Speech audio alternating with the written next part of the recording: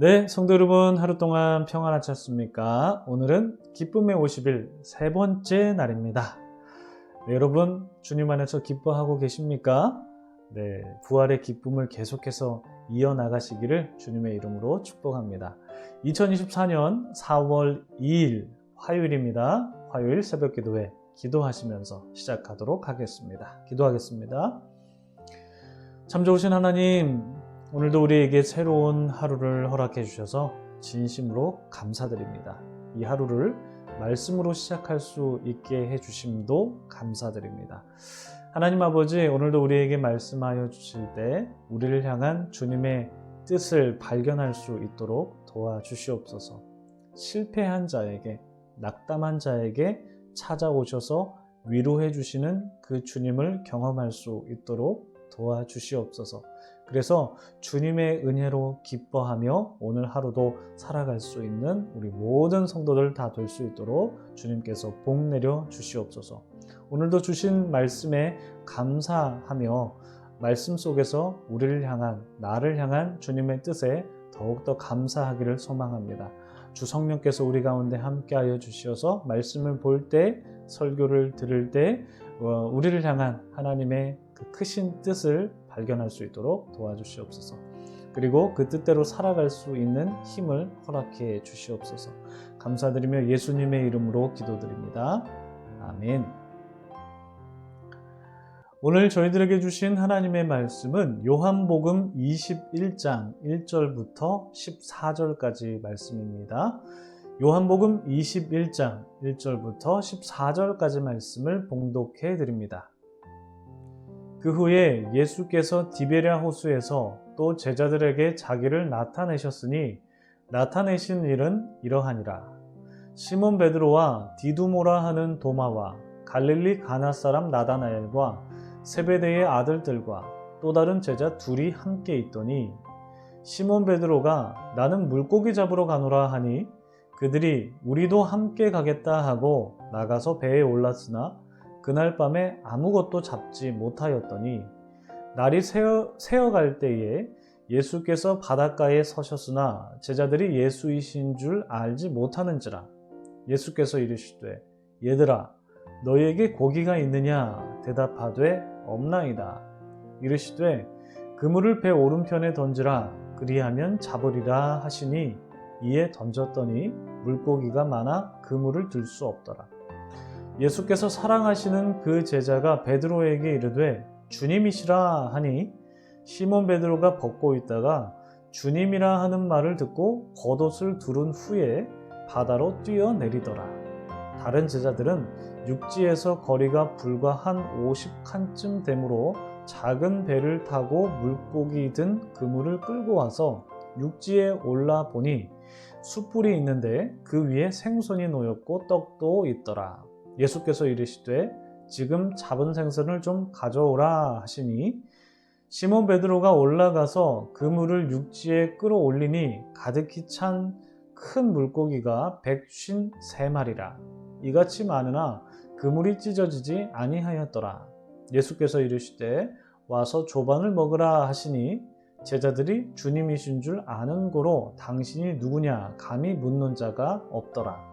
예수께서 가셔서 떡을 가져다가 그들에게 주시고 생선도 그와 같이 하시니라. 이것은 예수께서 죽은 자 가운데서 살아나신 후에 세 번째로 제자들에게 나타나신 것이라. 아멘. 네, 참 좋으신 우리 주님의 크신 은총이 우리 토론토 한인장로교회 모든 분들에게 가득하시기를 주님의 이름으로 축복합니다. 성도 여러분, 오늘 하루도 주님 안에서 승리하시고 기뻐하시기를 바랍니다. 오늘은 요한복음의 부록에 해당하는 21장 전반부 말씀을 나누게 됩니다. 오늘 본문은요, 예수님과 7 제자가 갈릴리 해변에서 만나는 내용을 담고 있습니다. 여러분 1절을 한번 보실까요? 1절을 보시면 갈릴리 호수를 디베랴 호수라고 명명했는데 이 디베랴 호수는 헤롯 안티파스라는 그 분봉왕이 로마 황제인 티베리우스를 기념하기 위해서 붙인 이름입니다. 그러니까 이름만 다른 거예요. 이름만 다를 뿐이지 같은 호수를 지칭하고 있는 것입니다. 예수님은 디베랴 호수, 즉 갈릴리 호수에서 7 제자를 만나셨는데 그 제자의 명단이 2절에 기록이 되어 있습니다. 시몬 베드로가 있고요. 또 디두모라 하는 도마도 있고 갈릴리 가나 사람 나다나엘도 있고요. 세베대의 아들들 2명이죠. 누굽니까? 요한 그리고 야고보입니다. 그리고 또 다른 제자 2명이 있습니다. 총 7명이죠. 이 7 제자가 예수님을 만났는데 그런데 그 만나기 전의 상황이 오늘 본문에 또 묘사가 되어 있습니다. 그 예수님을 만나기 전에 베드로가 아주 의미심장한 말을 꺼내죠. 3절을 한번 보실까요? 여러분 3절 보시면 베드로가 이렇게 말합니다. 나는 물고기 잡으러 가겠다 라고 말하죠. 여러분 이 말을 그냥 단순하게 생각하면요. 아, 베드로가 그냥 물고기 잡고 싶어서 물고기 잡으러 가는가 보다 이렇게만 이해하실 수 있는데 사실 이 말은요. 베드로가 다시 본업으로 돌아가겠다라고 선언하는 것입니다. 여러분 예수님께서 베드로를 사람 낚는 업으로 부르셨지 않습니까? 그래서 베드로가 그물을 버려두고 예수님을 따르지 않습니까? 그래서 베드로가 예수님의 제자로서 예수님을 따랐고 그리고 또한 예수님께서 보내신 자로서 사도로서의 삶을 살아가죠. 그런데 우리가 얼마 전에 보았다시피 베드로가 예수님을 부인하지 않습니까? 예수님께서 십자가형에 처해지기 전에 베드로는 예언대로 예수님을 모른다고 3번이나 부인하며 통곡하죠. 물론 그 후에 부활하신 예수님을 2번이나 만나 뵙습니다. 만나 뵙지만 그렇지만 베드로는 제자로서 사도로서의 삶을 내가 살 수 없겠다라고 생각하지 않았을까 싶어요. 그래서 다시 그물을 잡는 인생으로 살아가기를 결심한 것처럼 보입니다. 왜냐하면 내가 예수님을 3번이나 부인했는데 그러한 일을 했는 내가 어떻게 예수님의 제자로서 살아갈 수 있을까 이렇게 생각하지 않았을까라는 생각이 듭니다. 그래서 어쩌면 베드로는 사도의 삶이 나의 소명이 아닌가 보다. 난 그게 나의 소명인 줄 알았는데 아닌가 보다 라고 생각하면서 다시 본업으로 돌아가려고 했던 것 같아요. 여러분 혹시 베드로처럼 이런 적 있으십니까? 여러분들께서 여러분들의 삶을 사시다가 은혜 받아서 예수님을 인격적으로 만나셔서 예수님을 내 인생의 주인으로 모셨지만 신앙생활 계속 하시다 보면 항상 즐겁지 않잖아요. 때로는 낙담할 때도 있고 좌절할 때도 있고 그러다 보면 다시 예전으로 그냥 돌아가고 싶다. 예수님 몰랐던 때, 그때 그냥 내가 편하게 살았던 때, 그때로 돌아가고 싶다. 이런 생각 가져보신 적 있으십니까? 신앙생활이 너무 지치고 좀 고달프면 그리고 이러한 고통을 차치하더라도 신앙생활이 나에게 큰 의미가 없다라고 그런 생각이 들면 다시 예전으로 돌아가고 싶은 생각이 들 수도 있을 것 같아요. 그러니까 베드로처럼 예수님이 죽음에서 부활하셨다지만 그리고 내가 그런 부활하신 예수님을 직접 만나 뵙지만 그래도 나는 예수님을 모른다고 3번이나 부인한 사람인데 라고 스스로를 낙인 찍으면서 베드로가 그렇게 자책했는데 그런 것처럼 그러니까 우리도 나의 부족한 모습 혹은 나의 모난 모습 혹은 누군가와의 어떤 관계 속에서 받았던 상처 이런 것들을 견디지 못해서 그냥 예전으로 돌아가고 싶다. 예전으로 그냥 시간을 돌리고 싶다라는 그러한 마음을 가질 수도 있습니다. 근데 그러한 마음대로 해버리면 우리가 정말 예전으로 돌아가는 선택을 할 텐데 그런데 그러한 마음이 들매도 불구하고 우리가 신앙의 여정을 계속해서 이어갈 수 있는 힘과 이유와 원천과 동력이 무엇일까요? 무엇일까요, 여러분? 바로 예수님께서 다시 나를 찾아오는 것을 경험했기 때문에 우리가 계속해서 신앙의 여정을 이어갈 수 있었다라고 그렇게 고백할 수 있는 것 같아요. 그러니까 예수님께서는 우리가 낙담할 때 찾아오시는 분이시죠. 다시 은혜를 주시고 그 은혜를 힘입어서 우리가 다시 살아갈 수 있게끔, 알겠습니다 주님, 다시 주님의 뜻 받들어 주님 닮아가는 삶 살아보겠습니다 라고 그렇게 만들어 주시는 분 같아요. 근데 여전히 우리가 부족한 게 많잖아요. 뭐 저도 부족한 게 많고 모난 점도 있고 뭐 우리의 상처들을 극복하지 못할 때도 있죠. 근데 그러한 현실임에도 불구하고 예수님께서 이러한 나를 찾아오시기 때문에 우리가 계속해서 신앙생활을 이어갈 수 있는 것이다 라고 그렇게 믿습니다. 여러분, 베드로가 다시 그물을 잡고 예전에 내 모습으로 돌아가려고 했는데 그런 베드로를 비롯한 7 제자에게 예수님께서 나타나셨죠. 그렇게 예수님께서 나타나신 것이 바로 그들을 회복시키려는 것이었습니다. 여러분, 오늘 본문의 묘사를 찬찬히 한번 살펴보시면요, 이 본문이 누가복음 5장 1절부터 11절과 굉장히 비슷합니다. 여러분 나중에 한번 찾아서 읽어보세요. 누가복음 5장 1절부터 11절. 여러분 그 본문에서는 예수님께서 그러니까 제자들을 만나시는데 그 제자들이 어떤 상황이냐면 물고기를 밤새 잡으려다가 실패한 상황이었습니다. 그러다가 예수님께서 이렇게 말씀하십니다. 깊은 데로 가서 그물을 내려라 라는 그런 명령을 하시는데, 그러자 제자들이 그 말씀대로 순종했고, 그러자 그물이 찢어질 정도로 수많은 물고기를 잡았다라는 내용이 그 누가복음에 기록이 되어 있거든요. 그러니까 오늘 본문하고 굉장히 비슷해요, 느낌이. 그래서 근데 이 누가복음 5장이 여러분 어떤 말씀이냐면 누가복음에서 예수님께서 최초로 제자들을 부르신 내용이 누가복음 5장입니다. 그러니까 누가복음에 나온 예수님의 부르심, 제자들을 부르신 그 소명장이 오늘 본문에서 또다시 나오는 것처럼 마치 오버랩 되듯이 예수님께서 다시 제자들을 부르신다라는 것이죠. 왜냐?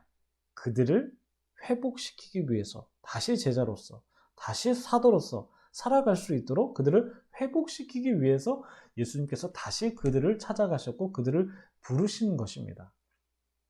여러분, 예수님께서 제자들을 부르시는데 어떻게 부르십니까? 오늘 본문 5절 한번 보실래요?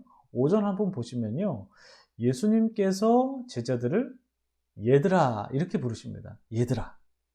이 얘들아라고 번역된 헬라어가 파이디온입니다. 아마 여러분 이 파이디온이라는 말 많이 들어보셨을 거예요. 특별히 뭐 한국에서 오신 지 얼마 안 되신 분들은 물론 그런 분들 많이 안 계시겠지만 이 파이디온이라는 선교단체가 있거든요. 어린이 선교단체가 있는데, 아무튼 이 파이디온이라는 헬라어가 어린아이들을 부를 때 사용하는 말입니다.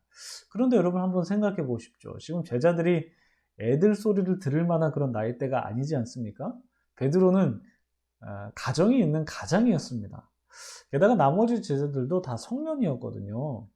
그러니까 예수님께서 이렇게 다 큰 어른, 성년들에게 얘들아 라고 부르시는 게 굉장히 어색해 보이죠. 그렇다면 예수님께서 다 큰 어른에게 왜 이렇게 어린이라고 부르셨을까요? 단순한 부름이 아닐 것입니다. 분명히 의도가 있으신 것으로 보이는데 어떤 의도일까요? 여러분, 우리가 어린아이를 한번 생각해 볼까요? 어린아이 때는 실수를 많이 하죠. 왜 그렇습니까? 아직 서툴기 때문에 그렇습니다. 어린아이가 뭐 완벽하고 아주 뭐 다 잘하고 그러면 그 어린아이가 아니죠. 그래서 어린아이는 서툴기 때문에 실수를 많이 하는데, 그래서 어린아이는 많이 배워야 되는 시기이고 교육을 받고 성장해야 되는 시기입니다. 여러분, 예수님께서 제자들을 어린이로 보신 이유는, 어린이로 부르신 이유는 그들이 아직도 배워야 되고 성장해야 되는 시기이고, 그렇기 때문에 너희들이 실수도 할 수 있고 서툴 수 있다, 그렇게 위로해 주시기 위해서 제자들을 애들이라고 부르지 않았을까 생각해 봅니다.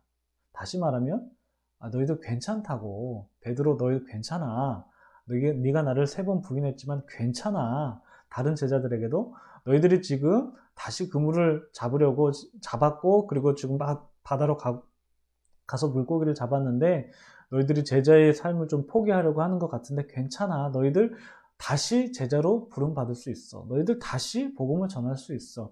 원래 어린아이들이 넘어지면서 크듯이 너희들도 신앙의 여정 속에서 넘어질 수 있는데 괜찮아. 성장하는 그런 과정이야 라고 말씀해 주시기 위해서, 응원해 주시기 위해서 제자들을 애들이라고 그렇게 부르지 않으셨을까요?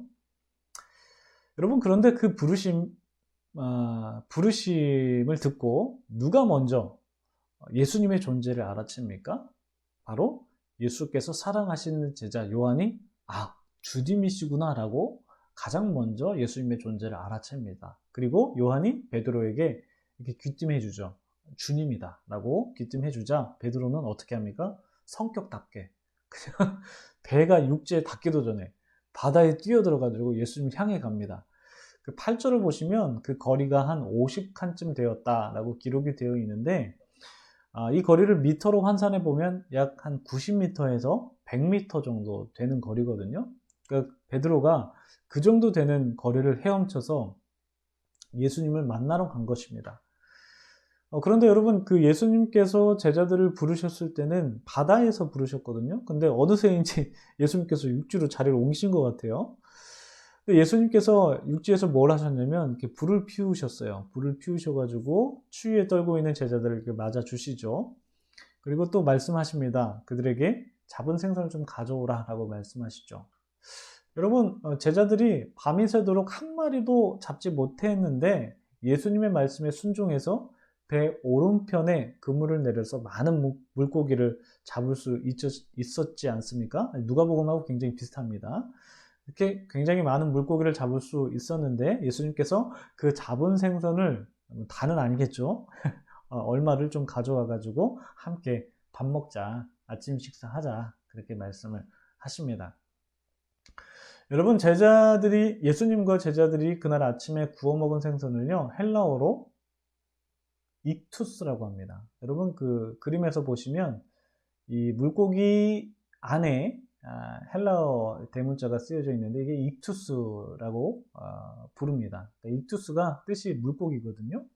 그런데 이 익투스가 여러분 오른쪽 보시면 헬라어로 예수, 그리스도, 하나님의 아들, 구원자라는 말의 앞글자만 땄습니다. 이 앞글자만 따서 연결해 보면 이게 익투스가 되거든요. 물고기라는. 그래서 여러분, 이 초대교회 성도들은요, 로마의 핍박을 받았잖아요. 그래서 로마의 핍박을 피해서 그리스도인들끼리 우리의 정체를 좀 비밀스럽게 숨기기 위해서, 그렇지만 우리는 좀 알아보자 라고 하는 차원에서 물고기 문양으로 그리스도인이라는 존재를 나타냈습니다. 이 익투스라는 물고기, 그런 그림을 그려서 자신의 존재를 나타내는데, 이것이 지금까지 이어지죠. 여러분, 자동차 뒤편을 보시면은요, 어떤 게 운전하고 가시다 보면 어떤 차 보면 자동차 뒤편에 물고기 스티커를 이렇게 붙여놨잖아요. 그게 바로 익투스이거든요. 나는 그리스도인이다. 예수 그리스도 하나님의 아들, 구원자라고 믿는 나는 그리스도인이다라는 그런 표식을 나타내기 위해서 그 물고기 문양 자동차 뒤에 붙이고 다니는데, 아무튼 이렇게 예수님께서는 부활하신 예수님을 경험했음에도 불구하고 다시 예전으로 돌아가려고 했던 그 7 제자를 다시 부르셔서 그들을 위로해 주시고 다시 그들에게 소명을 주시고 그들로 하여금 복음을 전하는 일꾼으로 다시 세우십니다. 그래서 베드로에게는 사람 낚는 업으로 다시 살아가라 라는 소명을 불어넣어 주셨을 겁니다. 베드로는 예수님으로부터 위로를 받고 회복을 하게 돼서 사도행전을 보시면 무려 한 번에 몇 명을 회개시킵니까? 자그마치 3,000명이나 회개시키는 놀라운 복음 전도자가 됩니다. 놀라운 사람 낚는 어부가 되죠. 여러분, 우리도 신앙생활을 하다 보면요, 힘들 때 있죠. 지칠 때도 있습니다. 넘어질 때도 있죠. 그리고 실패할 때도 있습니다. 그럴 때마다 우리는 이런 생각이 들 때도 있어요. 그냥 옛날처럼 살아가고 싶다. 예수님 몰랐던 때 그냥 편안하게 내가 그냥 내 인생의 주인이었던 때 그때로 돌아가고 싶다라는 유혹을 받기도 합니다. 그러나 여러분, 우리가 그런 유혹을 받을 때 예수님은 우리를 가만두지 않으세요. 그런 우리를 찾아오시는 분이십니다. 찾아오셔서 다시 우리를 불러주시죠. 제자들에게 얘들아 라고 불러주셨듯이 아마 예수님께서 우리에게도 얘들아 라고 불러주실 거예요. 왜 예수님께서 우리를 애들이라고 불러주실까요? 애들이니까 잘못할 수도 있고 실패할 수도 있어. 완벽한 사람이 될 수 없다. 실패할 때도 있고 넘어질 때도 있다. 근데 예수님께서는 그런 우리에게 찾아오셔서 이렇게 말씀해 주실 겁니다. 괜찮다고. 그럴 수 있어. 괜찮아. 이렇게 말씀해 주실 것이라 믿습니다. 그리고 제자들에게 식탁을 베풀어 주셨던 것처럼 예수님께서 우리에게 은혜라는 그 아주 맛있는 식사를 주시면서 우리의 영혼을 배불려 주실 것입니다. 여러분, 그러한 주님 믿으시죠? 그런 주님 믿으시면서 오늘 하루도 기뻐하십시오. 기뻐하시고 기도하시면서 오늘 하루 시작하시기를 바랍니다. 기도하겠습니다.